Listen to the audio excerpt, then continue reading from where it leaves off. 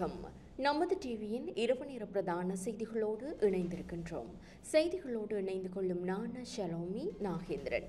விரிவான செய்திகளுக்குள் செல்ல முன்னர் முதலில் தலைப்புச் செய்திகள்.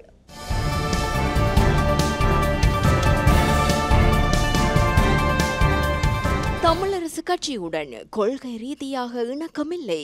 கஜேந்திரகுமார் எம்பி அறிவிப்பு. புலிகளின் வைப்பகத்தின் நகைகளை உரிமை கோருகிறது EPDP. 20 அரசியல்வாதிகளை கைது செய்ய நடவடிக்கை. கொழும்பில் சடலமாக மீட்கப்பட்ட பெண். இரும்புக்கு 50% வரி அதிகரிப்பு ட்ரம்ப் அறிவிப்பு. தொடர்வன உள்நாட்டு செய்திகள்.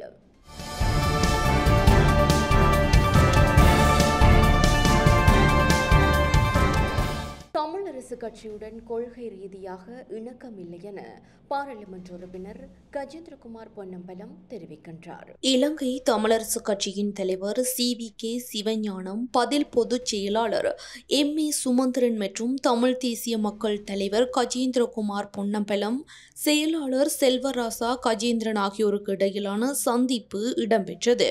உள்ளூராட்சி தேர்தலில் வடக்கு மாகாணத்தின் உள்ளூராட்சி சபைகளில் அதிக ஆசனங்களை பெற்றுக்கொண்டு தமிழ் தேசிய கட்சிக்கு தமது ஆதரவை வழங்குவது தொடர்பாக இரு கட்சிகளும் இணக்கப்பாட்டுக்கு வந்துள்ளதாக அறிவித்துள்ளனர். கலந்துரையாடலின் பின்னர் தமிழ் தேசிய மக்கள் தலைவர் கஜேந்திரகுமார் பொன்னம்பலம் ஊடகங்களுக்கு கருத்து தெரிவித்தார். இந்த தேர்தலில் மக்கள் தமிழ் தேசியத்திற்கு ஒரு தெளிவான ஆணையை வழங்கியுள்ளனர். மக்களின் குறித்த ஆணையை மீறும் வகையில் நடந்து கொள்ளக்கூடாது. இதனை செயற்படுத்துவதற்கான மிக முக்கியமான பொறிமுறை தமிழ் தேசிய நிலைப்பாட்டில் உள்ள கட்சிகள் கொள்கை ரீதியாக ஒரு பொது நிலைப்பாட்டுக்கு வந்து எதிர்காலத்தில் கூட்டாக செயற்படுவதே.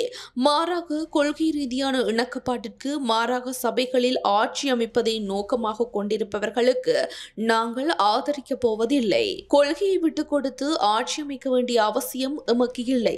இதற்கு மாறாக குறித்த உள்ளூராட்சி சபைகளில் அதிக ஆசனங்களை பெற்றுக்கொண்ட கட்சிகளுக்கு தவிசாளர் பதவியை பெற்றுக்கொள்வதற்கான ஆதரவு வழங்குவதென ஒருதலை பட்சமாகவே நாங்கள் தீர்மானித்திருக்கின்றோம். எவ்வாறாயினும் துரதிர்ஷ்டவசமாக இன்றைய சந்திப்பில் கொள்கை ரீதியான ஒரு இணக்கப்பாடு எட்டப்படவில்லை என தெரிவித்தார்.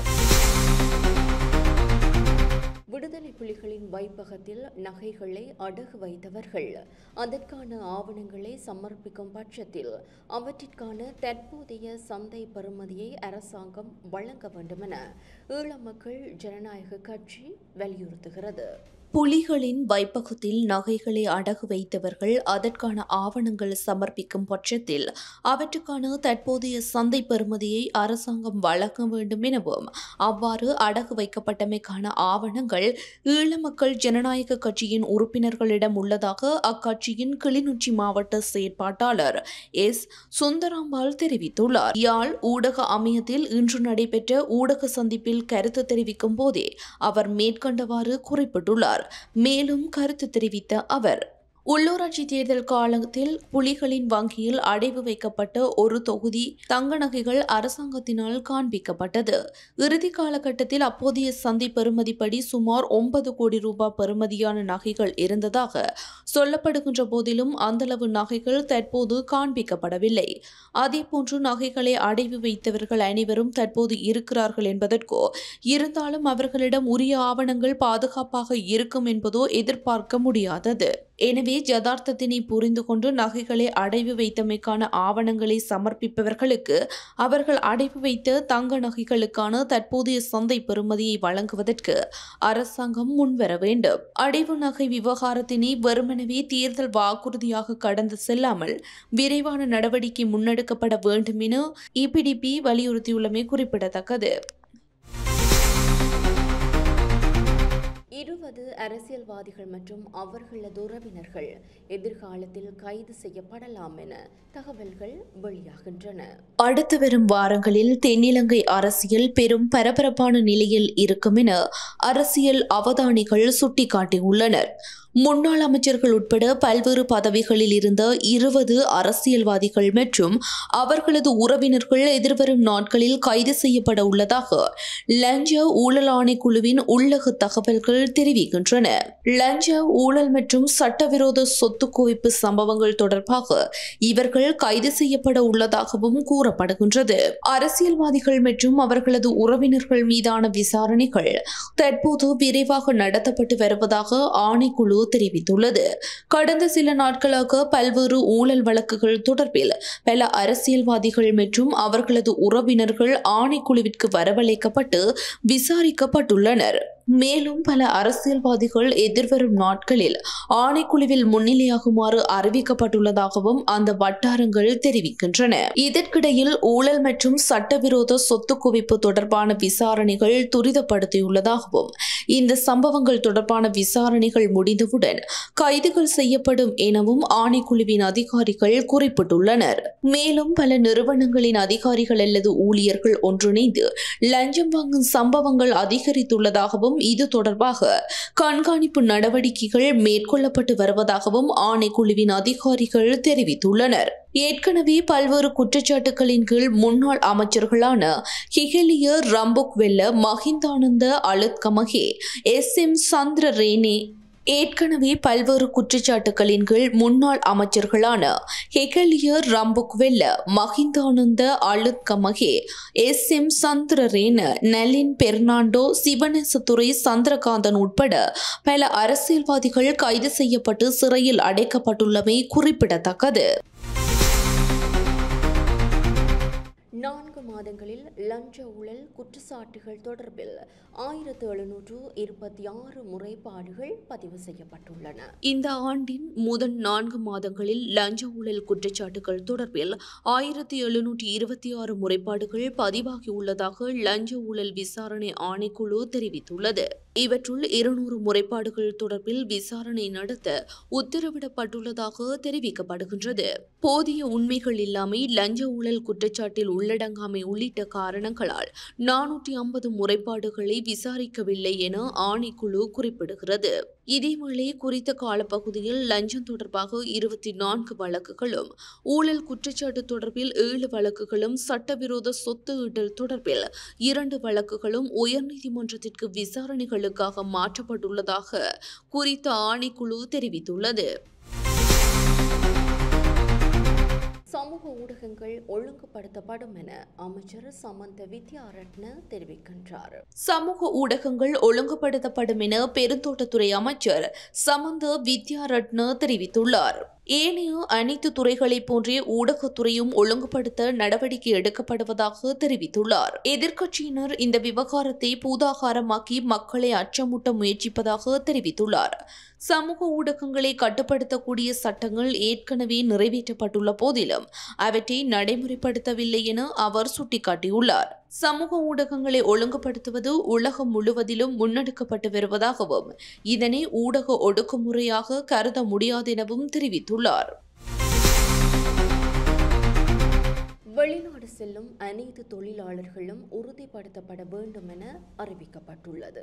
வீட்டு வேலைக்கல்லாத தனிப்பட்ட ரீதியில் வெளிநாடு செல்லும் அனைத்து தொழிலாளர்களும் இலங்கை வெளிநாட்டு வேலைவாய்ப்பு பணியகத்தின் பதிவினை பெறுவதற்கு முன்னதாக தாம் தொழில் புரிய உத்தேசித்துள்ள நாட்டின் இலங்கை தூதரகம், உயர்ஸ்தானிகர் ஆலயம் அல்லது துணை தூதரகம் ஆகியவற்றால் உறுதிப்படுத்திக் கொள்வது கட்டாயமாகும். வீட்டு வேலைக்கல்லாத வெளிநாடுகளுக்கு செல்லும் போது தொழிலாளர்கள் எதிர்கொள்ளும் பிரச்சினைகள் குறித்து ஆராய்ந்த பின்னர் இந்த நடவடிக்கை எடுக்கப்பட்டதாக வெளிநாட்டு வேலைவாய்ப்பு பணியகத்தின் தலைவர் கோசல விக்ரமசிங்க தெரிவித்தார். இலங்கை தூதரகங்கள் இயங்காத நாடுகளுக்கு செல்வோர் குறித்த வேலைவாய்ப்பு ஒப்பந்தங்களை வெளிநாட்டு வேலைவாய்ப்பு பணியகத்தின் பிரதான அலுவலகம், பணியக விமான நிலைய காரியாலயம் அல்லது மாவட்ட கிளை அலுவலகங்களில் அனுமதி பெறப்படுதல் வேண்டும். 2025 ஜூன் 7ஆம் தேதி முதல் இம்முறைமையானது நடைமுறைக்கு வரும் எனவும் இலங்கை வெளிநாட்டு வேலைவாய்ப்பு பணியகம் தெரிவித்துள்ளது. இந்த மாதத்தில் முதன்மை பணவீக்கம் அதிகரிப்பை பதிவு செய்துள்ளது. கொழும்பு நுகர்வோர் விலை சுட்டன் அடிப்படையிலான முதன்மை பணவீக்கம் இந்த மாதத்தில் அதிகரிப்பை பதிவு செய்துள்ளது. தொகை மதிப்பு மற்றும் புள்ளி விவர திணைக்களம் வெளியிட்டுள்ள புதுப்பிக்கப்பட்ட அறிக்கையில் இந்த விடயம் தெரிவிக்கப்பட்டுள்ளது.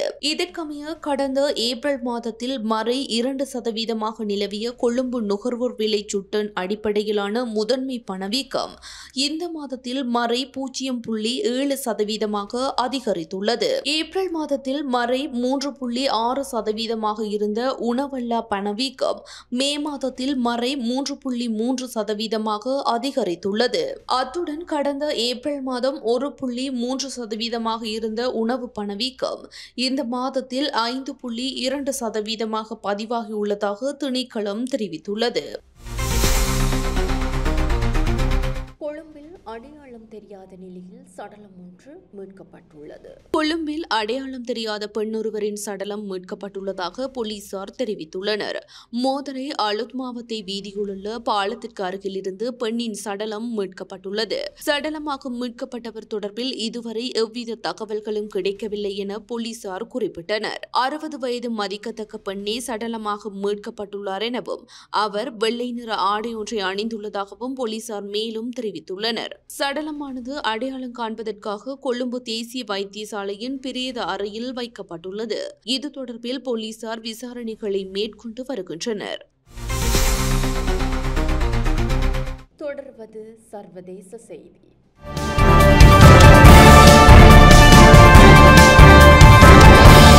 அமெரிக்காவில் இறக்குமதி செய்யப்படும் இரும்பு மீதான வரி அதிகரிக்கப்பட உள்ளது. அமெரிக்க ஜனாதிபதியாக ட்ரம்ப் பதவியேற்றது முதல் பல்வேறு அதிரடி நடவடிக்கைகளை மேற்கொண்டு வருகிறார். அதன்படி அமெரிக்க பொருட்கள் மீது பல்வேறு நாடுகள் அதிக வரி விதிப்பதாகவும் அதற்கு பதிலடியாக அந்தந்த நாடுகளில் இருந்து இறக்குமதி செய்யும் பொருட்களுக்கு கூடுதல் வரி விதிக்கப்படும் எனவும் அறிவித்தார். இதற்கிடையே வெளிநாடுகளில் இருந்து அமெரிக்காவில் இறக்குமதி செய்யப்படும் இரும்புக்கு 25% வரி விதிக்கப்படுவதாக சில நாட்களுக்கு முன்பு ட்ரம்ப் அறிவித்தார். இந்நிலையில் அமெரிக்காவில் இறக்குமதி செய்யப்படும் இரும்பு மீதான வரி 50% உயர்த்தப்படுவதாக ட்ரம்ப் அறிவித்துள்ளார். பென்சில்வேனியாவில் உள்ள இரும்பு ஆலையை ஆய்வு செய்த பின் இந்த அறிவிப்பை ட்ரம்ப் வெளியிட்டுள்ளார். அமெரிக்காவில் இரும்பு இறக்குமதி வரியை 25%இலிருந்து 50% உயர்த்தப் போகிறோம். இது அமெரிக்காவில் இரும்பு தொழிலை மேலும் பாதுகாக்கும் என ட்ரம்ப் தெரிவித்துள்ளார்.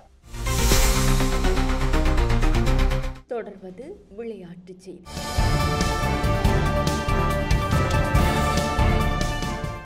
ஐபிஎல் சூதாட்டத்தில் ஈடுபட்டு வந்த 15 செயலிகளுக்கு எச்சரிக்கை விடுக்கப்பட்டுள்ளது. 18வது ஐபிஎல் கிரிக்கெட் தொடர் தற்போது இறுதி கட்டத்தை எட்டியுள்ளது. இந்த நிலையில் ஐபிஎல் சூதாட்டத்தில் ஈடுபட்டு வந்த 15 செயலிகளுக்கு தமிழ்நாட்டின் ஆன்லைன் கேமிங் ஆணைக்குழு அறிவிப்பு ஒன்றை விடுத்துள்ளது.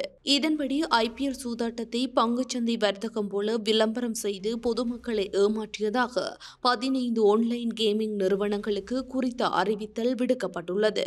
இதில் பிரேபோ, எம்பிஎல் மற்றும் ஸ்போர்ட்ஸ் பாசி ஆகிய முக்கிய நிறுவனங்களும் அடங்கும். இது தொடர்பாக ஏற்கனவே பங்குச்சந்தை ஒழுங்குபடுத்தல் அமைப்பான செபி எச்சரிக்கை விடுத்திருந்தமை குறிப்பிடத்தக்கது. இத்துடன் நமது டிவியின் அனைத்து பிரதான செய்திகளும் நிறைவு பெறுகின்றன. எமது அடுத்த பிரதான செய்திகளை நாளை எதிர்பாருங்கள். மேலதிக செய்திகளை அறிந்து கொள்ள நமது LK.com எனும் எமது இணையதளத்திற்குள் பிரவேசியுங்கள். வணக்கம்.